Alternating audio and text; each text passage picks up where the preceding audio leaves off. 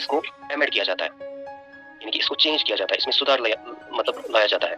जब इसको एमेंड किया जाता है फिर एक लॉ बनता है, ऑर्डर मतलब पार्लियामेंट जारी करता है, जो कहलाता है Jammu and Kashmir organisation adaptation of state laws order 2020। अब इसमें क्या होता है, इस ऑर्डर के तहत ये बोला जाता है कि जो 2010 वाला ऑर्डर है या 2010 वाला जो लॉ है उसको हमने क्या किया, उसको हमने बस एमेंड किया, उसमें थोड़ा सा सुधार हमने लाया और कहा कि सिर्फ जम्मू एंड कश्मीर जो है, जम्मू एंड कश्मीर के जो डोमिसाइल लोग हैं, जिनके पास डोमिसाइल है यहाँ की, केवल और केवल वही लोग अप्लाई कर सकते हैं जम्मू एंड कश्मीर के कोटे को। जो यहाँ का कोटा होगा उस पर केवल और केवल जम्मू एंड कश्मीर डोमिसाइल लोग जो है वही अप्लाई कर सकते हैं। अब अगर कोई फॉर एग्जाम्पल अगर किसी डिस्ट्रिक्ट में ज्यादा कोटा है, श्रीनगर डिस्ट्रिक्ट में मान लेते हैं ज्यादा कोटा है, यहाँ से पोस्ट निकलती है 10, ठीक है। अब क्या होगा, अब केवल श्रीनगर वाले नहीं भर सकते हैं इसमें, बल्कि पूरा जम्मू एंड कश्मीर जो है वो इस 10 पोस्ट के लिए अब एलिजिबल होगा। पहले हुआ करता था केवल श्रीनगर वाले इसमें अप्लाई कर सकते थे, इनके साथ इनको कंप्लीट करना होता था।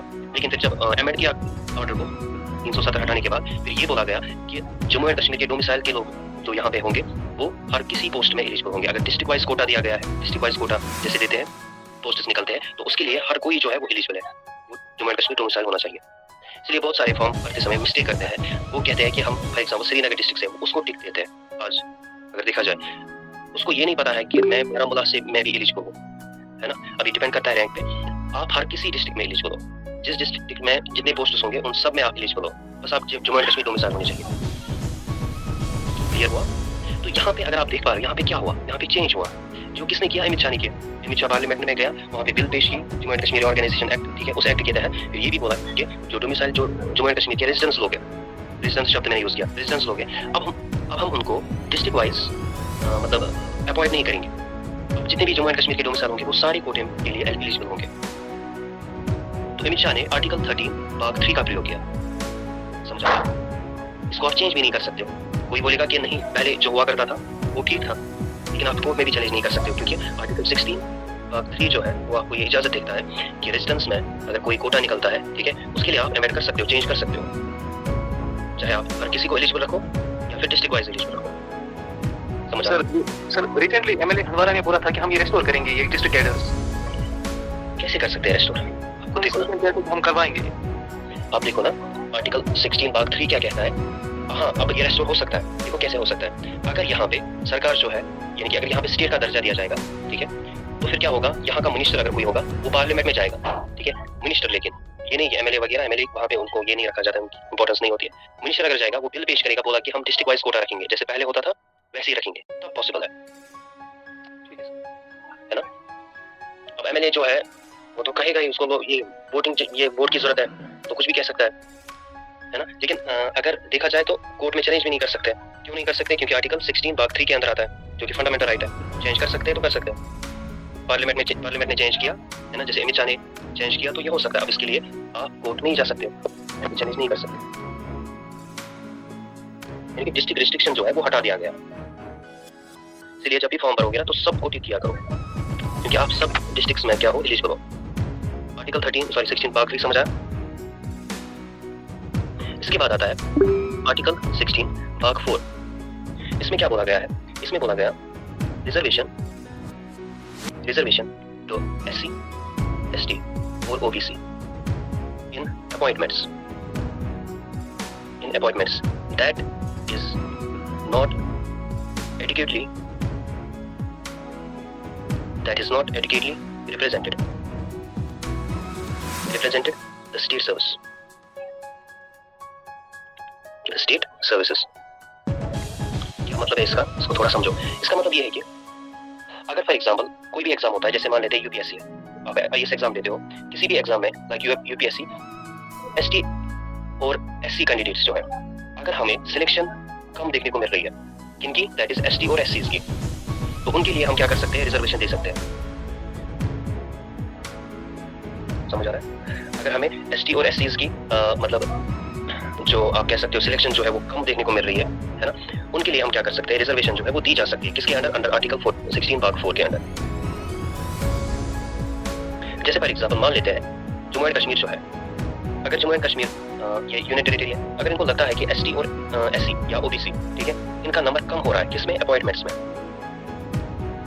गवर्नमेंट मुलाजिम जो है इनका अपॉइंटमेंट देखा जाता है कि अगर इनका अपॉइंटमेंट कम है सरकार में, ठीक है, तो जम्मू एंड कश्मीर यूटी क्या करेगी? ये आर्टिकल 16(4) का प्रयोग करके इनको रिजर्वेशन देगी। अब आप यहाँ पे सोचोगे कि अपॉइंटमेंट कैसे कम होगी। जब जेकेएसएसबी नोटिफिकेशन जारी करता है तो उसमें तो सबसे पहले ही बोला जाता है कि एसटी के लिए इतने पोस्ट्स है, एससी के लिए इतने पोस्ट्स है, या ओबीसी के लिए इतने पोस्ट्स है ना।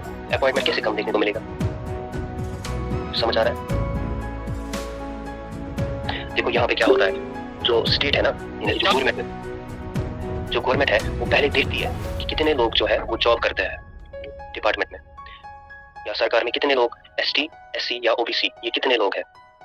अगर एसटी के लोग मान लेते हैं 2% है, 2% जॉब कर रहे हैं जम्मू एंड कश्मीर में, ठीक है, जबकि इनकी पॉपुलेशन, एसटी की पॉपुलेशन 8% है।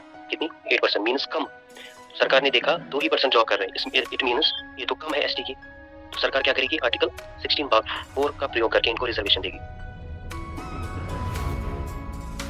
तो गवर्नमेंट सिंपली बोलेगी यहाँ पे कि एसटी का अपॉइंटमेंट जो है यहाँ पे वो कम है, ठीक है। इसलिए हर रिक्रूटमेंट में क्या होता है, आप सबको पता होगा, पहले ही देखा जाता है कि कितने लोग जो रिजर्वेशंस जिनको मिलती है, पहले ही देखा जाता है कि कितने लोग जो है वो जॉब कर रहे हैं। इसमें एसटी, एससी या ओबीसी जो है ये देखा जाता है पहले। फिर क्या होता है इसके बाद, फिर सरकार जो है, फिर सरकार डिसीजन लेती है। अगर इनको लगता है कि कम है तो रिजर्वेशन देती है, आर्टिकल 16(4) के तहत देती है, ठीक है। फिर क्या करती है सरकार, जेकेएसएसबी को रेफर करती है, इतने पोस्ट्स है ये निकाल दो, इनको अपॉइंट करो।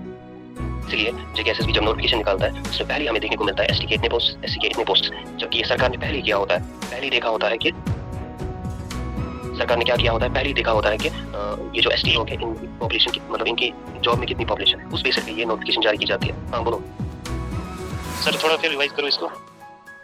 देखो मैं फिर से रिवाइज कर रहा हूँ। मैंने कहा कि आर्टिकल 16(4) जो है ये रिजर्वेशन की बात करता है, किनकी, दैट इज एसटी, एससी और ओबीसी की।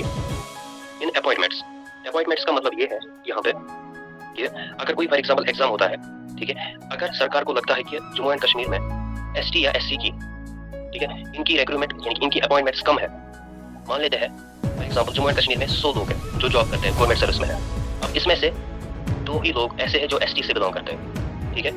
तो सरकार क्या करती है, पहले देखती है कितने मुलाजिम हैं, उसके बाद फिर देखती है कि एसटी जो है इसमें कितने लोग हैं, यानी कि इन 100 में से एसटी लोग कितने हैं, ये पहले ही होता है। फिर देखती है ओबीसी में या एससी में कितने लोग हैं, कितने लोग जॉब कर रहे हैं। जब सरकार पहले इसको देखती है, अगर सरकार को लगेगा एसटी में अपॉइंटमेंट्स कम है, सरकार में यानी कि गवर्नमेंट सर्विस में अपॉइंटमेंट्स इनकी लेस है, तो सरकार क्या करेगी, आर्टिकल 16(4) का प्रयोग करके इनको रिजर्वेशन देगी, ताकि जो एसटी लोग हैं वो और ज्यादा आ जाए गवर्नमेंट सर्विस में। यही मैंने कहा कि नोटिफिकेशन जारी करने से पहले, ठीक है, गवर्नमेंट क्या करती है, सरकार क्या करती है, वो देखती है कितने लोग जो है यहाँ पे जो एसटी से बिलोंग करते हैं और गवर्नमेंट सर्विस में है। अगर उनको लगेगा कि कम है तो रिजर्वेशन दी जाती है। इसलिए पोस्ट जो है एसटी के वो थोड़ा इंक्रीज किए जाते हैं, तब जाके वो फिर रेफर होते हैं किसको, एसएसबी को। एसएसबी फाइनली नोटिफाई करता है और उसमें मेंशन होता है एसटी के इतने पोस्ट से 8, एससी के 10 पोस्ट से। ये क्यों होता है, ये इस बेसिस पे होता है क्योंकि सरकार ने पहले ही किया होता है इसका मतलब एनालाइज कि कितने लोग एसटी में है। अगर एसटी के ज्यादा होंगे तो कम पोस्ट रखेगा। एग्जैक्टली, रिजर्वेशन जो है it is on the basis of active employment. के बाद क्या होता है, फिर सरकार क्या करती है, यहाँ पे समझना, सरकार आर्टिकल